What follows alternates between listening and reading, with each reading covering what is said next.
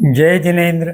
Jain soul इस मेरी channel पे आप हमारे वीडियो देखने के पश्चात लाइक करें, सब्सक्राइब करें और नोटिफिकेशन बेल आइकॉन दबाएं, जिससे आपको हमारे वीडियो की सूचना सबसे पहले प्राप्त होगी। और आप हमें हमारे वीडियो के नीचे दिए गए पेज पर भी फॉलो कर सकते हैं। जय जिनेन्द्र। जैन दर्शन में प्रत्येक क्रिया की शुद्धि को बहुत महत्व दिया है, और अगर अशुद्धि रही तो उस क्रिया का प्रभाव बहुत कम हो जाता है। इसलिए शुद्धि पर बहुत ध्यान देकर इस प्रकार प्रयास करना चाहिए कि अशुद्ध बातें निकल जाए, हमारे क्रिया में सुधार हो और हमारे व्यवहार में परिवर्तन हो। इसके लिए जैन दर्शन में 4 दृष्टियों से विचार किया गया है। इनमें से पहली दृष्टि है द्रव्य शुद्धि। इसमें उच्चारण, वस्त्र और अलंकार, इन भौतिक बातों का विचार किया गया है। उच्चारण शुद्ध हो तो भगवान की वाणी जो वातावरण में है उसके साथ हमारी वाणी का अनुनाद तभी होगा जब हमारे उच्चारण शुद्ध होंगे, और अगर ऐसा नहीं हो सका तो हमारी क्रिया व्यर्थ रहेगी। अब उच्चारण शुद्धि के लिए प्रथम आवश्यकता यह है कि हमारे पास जो क्रिया की पुस्तिका उपलब्ध है वह पूर्णतः शुद्ध हो। अर्थात पहली बात, उसमें दिए गए सभी सूत्र पूर्ण अर्धमागधी भाषा में हो, और जो छपाई की गई है तो छपाई के कारण निर्मित कोई भी दोष उसमें नहीं हो। प्रायः यह देखा गया है कि पुस्तिकाओं में सभी सूत्र अर्धमागधी में नहीं दिए गए हैं, और मुद्रण दोष जो है उनके ऊपर भी संपादन करते हुए बहुत यत्न से ध्यान नहीं दिया गया है। जहाँ तक वस्त्रों का प्रश्न है, वहाँ वस्त्र शुभ्र और स्वच्छ होना आवश्यक है, और साथ में अन्य जो साधन हैं वे भी शुभ्र और स्वच्छ हो। और जब हम क्रिया कर रहे हैं उस समय हमारे शरीर में परिग्रह निर्मिति करने वाले अलंकार का अभाव अगर हुआ तो द्रव्य की दृष्टि से पूर्ण शुद्धि हो गई, ऐसा कहा जा सकता है। दूसरा बिंदु है क्षेत्र शुद्धि। इसमें 2 प्रकार के क्षेत्र है। एक भौतिक, जैसे जिस औषधशाला में या जिस कमरे में हम क्रिया करते हैं वह इस प्रकार हो कि उसमें परिपूर्ण उजाला हो और वह वातायन युक्त हो, जिससे उसमें हवा खेलती हुई हो।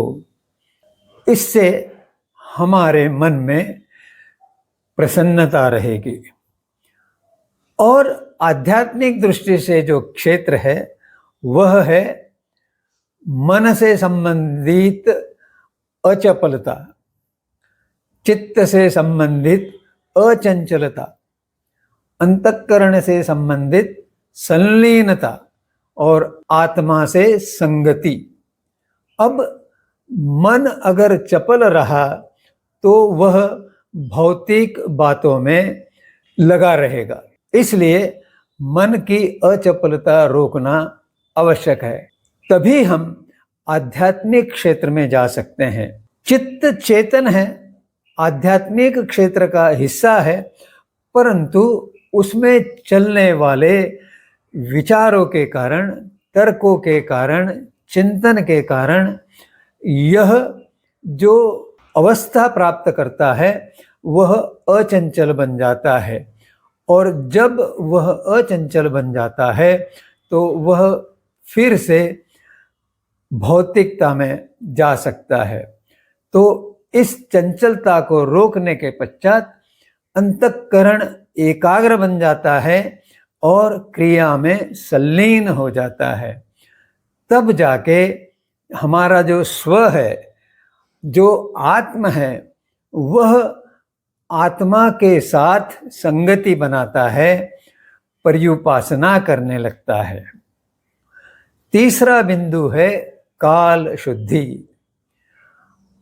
कब किया जाए, यह महत्वपूर्ण है। तो जिस समय सांसारिक चिंताओं से व्यक्ति या साधक मुक्त अवस्था प्राप्त कर चुका है, तब वह काल शुद्धि में अपनी साधना करता है, ऐसा कहा जा सकता है। अब प्रातः काल जो है, उस समय व्यक्ति निद्रा से मुक्त होता है और तब उसके मस्तिष्क में सांसारिक विषयों का अभाव रहता है। अतः प्रातः काल यह उचित काल है क्रिया करने के लिए। इसी प्रकार संध्या के समय वह अपने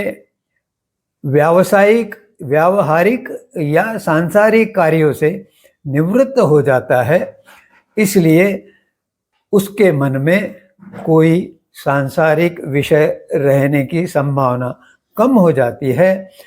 तब वह क्रिया करने में अपने आप को व्यस्त कर सकता है। इसके साथ ही क्रिया नियमित रहे, यह आवश्यक है, क्योंकि अनियमितता आने से क्रिया में कुछ व्यवधान उपस्थित हो जाते हैं। और आखिरी बिंदु यह है कि सामायिक अभग्न रहे।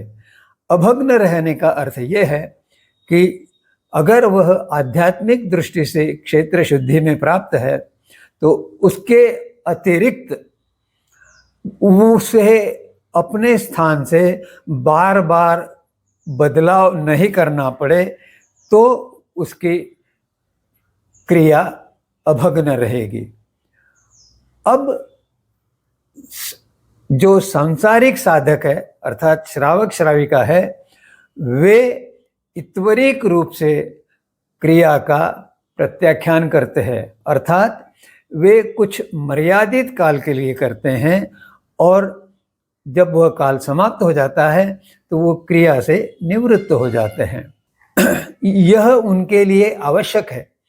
परंतु जब व्यक्ति अपनी दीर्घकालिक उपासना से या क्रिया से अपने आप को इस प्रकार ढाल लेता है कि उसके जीवन में सामायिक उतर जाती है और उसके स्वभाव में यथोचित परिवर्तन होता है, जो अन्य लोगों को भी अनुभव होता है, तो ऐसा व्यक्ति इत्वरिक से अहोरात्र सामायिक की ओर अग्रसर होता है।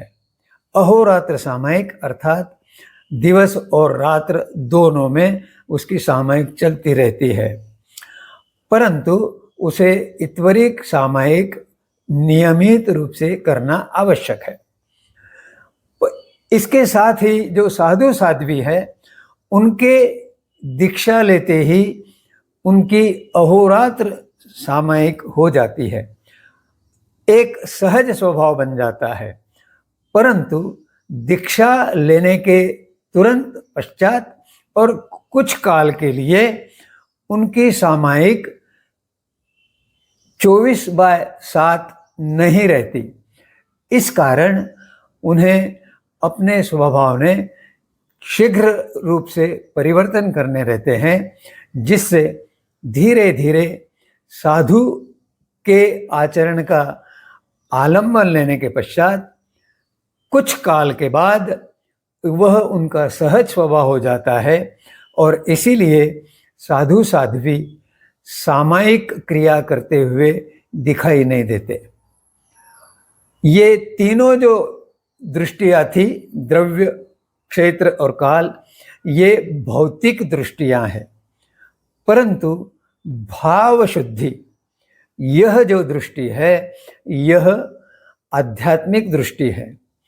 इसमें साधक के मन में गुणी जो लोग हैं उनके संबंध में प्रमोद की उत्पत्ति होती है, अर्थात वह गुणी लोगों का आदर सत्कार करने लगता है और उनके साथ रहने में आनंद का अनुभव करता है।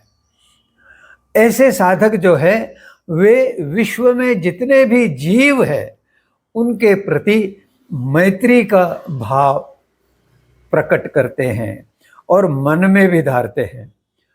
ये जो श्रावक श्राविका या साधक है वे अगर किसी क्लेश निर्माण करने वाले जीव के संपर्क में आए, मनुष्य के संपर्क में आए, तो उनके प्रति कृपा की दृष्टि धारण करते हैं, जिससे उनके मन में किसी प्रकार का कषाय या क्रोध उत्पन्न नहीं हो। और जिस व्यक्ति की प्रवृत्ति उस श्रावक के प्रवृत्ति से विपरीत होती है, उल्टी होती है, ऐसे व्यक्ति से व्यवहार करते हुए माध्यस्थ भाव धारण करते हैं, अर्थात वे संतुलन धारण करते हैं। किसी बात के संबंध में कोई अपना अभिमत व्यक्त न करते हुए उस व्यक्ति से संबंध रखते हैं। इसके व्यतिरिक्त दो और बातें या बिंदु या दृष्टियां है। ये दो दृष्टियां है, भव दृष्टि और क्रिया शुद्धि। अब भव शुद्धि का अर्थ क्या है? परंपराओं के कारण प्रत्येक श्रावक और श्राविका अपने परिवार और समाज में जो विश्वास और श्रद्धा का वातावरण रहता है उसके अनुकूल वह क्रिया करने का प्रयास करता है, परंतु इस भाव में अगर कषाय के कारण क्रिया में अवरोध उत्पन्न होता है, किसी कारण विश्वास में कुछ कमी आती है, आस्था के प्रति कुछ संदेह उत्पन्न होता है, तो श्रद्धा ढुलमुल हो जाती है और इस कारण वह जो सामायिक की जाती है उसमें संलीनता उत्पन्न नहीं होती, आत्मा के साथ संगति की अवस्था प्राप्त नहीं होती और इस कारण कर्म निर्जरा कम होती है। और अगर विश्वास नहीं ढला, आस्था दृढ़ हो गई, श्रद्धा में कोई संदेह निर्माण नहीं हुआ, तो श्रद्धान की निर्मिति होने से अंतःकरण की संलीनता और आत्म की संगति उत्पन्न होती है और कर्म निर्जरा का जो वेग है वह बहुत अधिक होता है।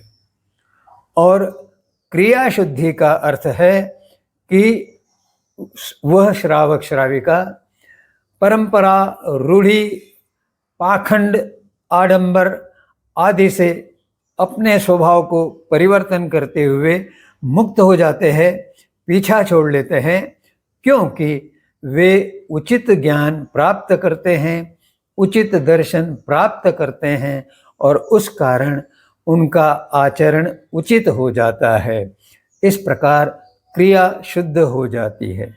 यहीं रुकते हुए इस चित्रण को, वीडियो को देखते हुए या अन्यथा भी आपके मन में कोई प्रश्न उपस्थित हुए हो या कोई जानकारी आप चाहते हो तो इसके संबंध में आप जो कमेंट सेक्शन है उसमें वह प्रश्न या जिज्ञासा कृपया करके भेजें। इससे आप मेरे प्रयास में सहयोग बड़े उच्च प्रति का करेंगे, इसलिए इस बात को कृपया न भूलें। जय जिनेंद्र।